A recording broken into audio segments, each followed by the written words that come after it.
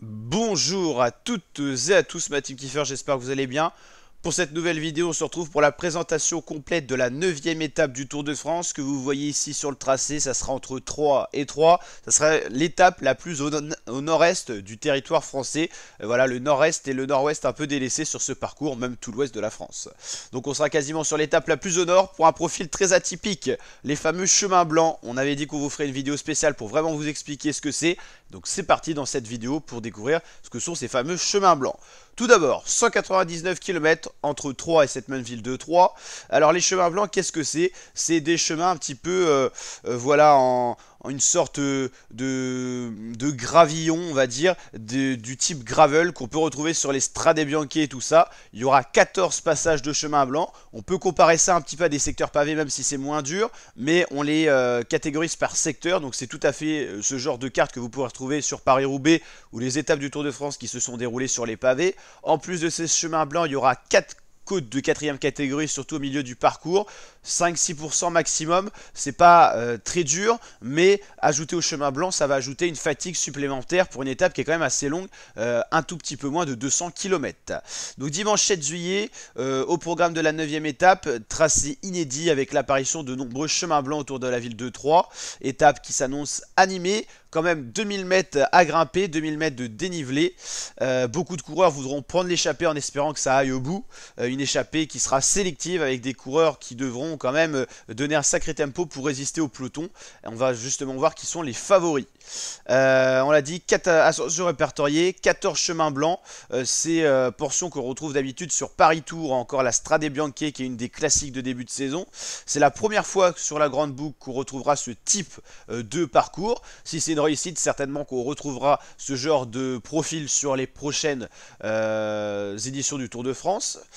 Ça sera entre à peu près 13h et 18h cette étape. Les favoris qui se dégagent, c'est forcément les Classic Man, Mathieu Van Der Poel ou encore Wout Van Aert. Mathieu Van Der Poel pour la Alpecin de Senning, c'est Van Aert pour la Lisma Light the Bike. Du côté de Visma, ça sera assez compliqué parce qu'en même temps, ils se doivent de protéger Jonas Vingegaard. Les favoris devront être vigilants. Chemin blanc, ça annonce crevaison. Peut-être soucis mécaniques avec saut de chaîne, cassure, nervosité, les conditions météo joueront encore plus, hein, qu'il fasse sec, il y aura pas mal de poussière, si c'est humide ça pourra glisser, donc les conditions météorologiques pourraient rendre cette étape dantesque.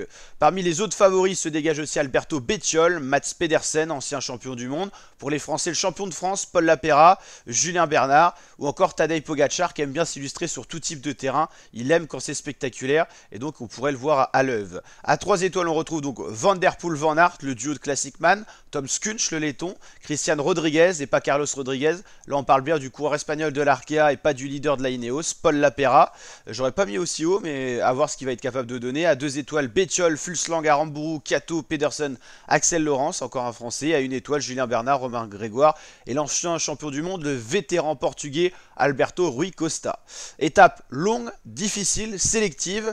On pourrait avoir 2 scénarios de course.